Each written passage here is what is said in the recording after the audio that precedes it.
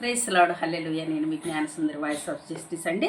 మరి లూకాసు వార్త 8వ అధ్యాయం చూసినట్లయితే ప్రభు విత్తువాని సామెత చెప్తారండి. విత్తువాని బహుజన సమూహము. ప్రభు ఎక్కడుంటే అక్కడ బహుజన సమూహం అండి. ఎక్కడుంటే అక్కడ కుప్పలండి, వేలు లక్షల్లో ప్రభు మాట వినడానికి వస్తారండి. ఎందుకు అంటే యేసు ప్రభులాగా ఎవరు మాట్లాడలేదండి ఇప్పటి వరకు. ఆయనే మాట్లాడతాడు, ఆయనే చెప్తాడు, ఆయనే స్వస్థపరుస్తాడు, ఆయనే మన బోధకుడు. అయితే విత్తు అని సామెత చెప్తే, ఒకడు వెళ్ళి విత్తనములు విత్తుచుంటే త్రోవ పక్కన కొన్ని పడ్డాయి, రాతి నేలలో కొన్ని పడ్డాయి, ముళ్ళ పొదల్లో కొన్ని పడ్డాయి, మంచి నేలను కొన్ని పడ్డాయండి. కాబట్టి ఈ యొక్క రాతి నేలన త్రోవ ప్రక్కన పడిన విత్తనము దేవుని వాక్యము, త్రోవ పక్క మరి విత్తనము అంటే మరి వాక్యం అండి, దేవుని వాక్యం అండి, త్రోవ ప్రక్కన పడిందండి. నమ్మి రక్షణ పొందుకుంటున్నట్లు మరి సైతాను చెత్తుకొని పోయిద్దండి. రాతి నేల కొన్ని పడ్డాయండి.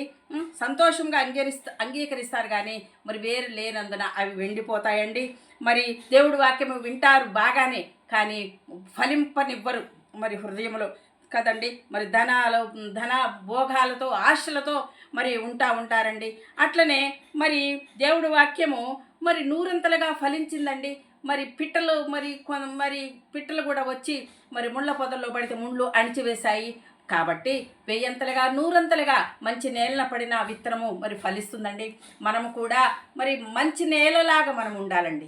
మనం ఈరోజు వింటాం కదండి, వాక్యం వింటాము, అదే గింజలు, ఆ గింజలే వాక్యం అనే గింజలు మనలో పడుతున్నాయి. ఆ వాక్యము మనలో ఉంటుంది, కానీ మరి దాని ప్రకారం ఎంతమంది నడుస్తున్నామండి. మరి కాబట్టి మనము ఆ వాక్యం ప్రకారం నడిచి ప్రభు త్రోవలో పడినట్లయితే మనకి ఏ కొదవ చేయడండి ప్రభు.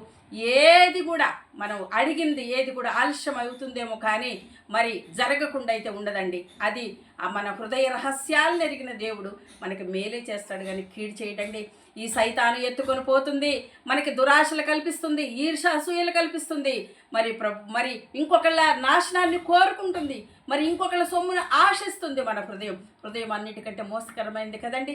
కాబట్టి మన హృదయాన్ని మనం అదుపులో ఉంచుకోవాలి, మన శరీరాన్ని మనం అదుపులో ఉంచుకోవాలి, మన ఆత్మను మనం అదుపులో ఉంచుకొని మరి మన సంసారాల్ని, మన కుటుంబాల్ని ప్రభువుకు అర్పించినట్లయితే, మన జీవితాలను ప్రభువు అర్పించినట్లయితే, సమస్త భారాన్ని ఆయన మీద వేసినట్లయితే మోసే దేవుడండి మన ప్రభు.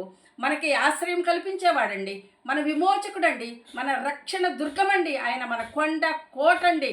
కాబట్టి మనం సంపూర్ణంగా ఆయనకి సమర్పించుకొని మన హృదయాలను ఆయనకు అర్పించుకొని ఆయన త్రోవలో, ఆయన బాటలో నడిచి వేరొకరికి సుమాతృకగా మాదిరికరముగా ఉందాము. ఆమేన్. Praise the lord.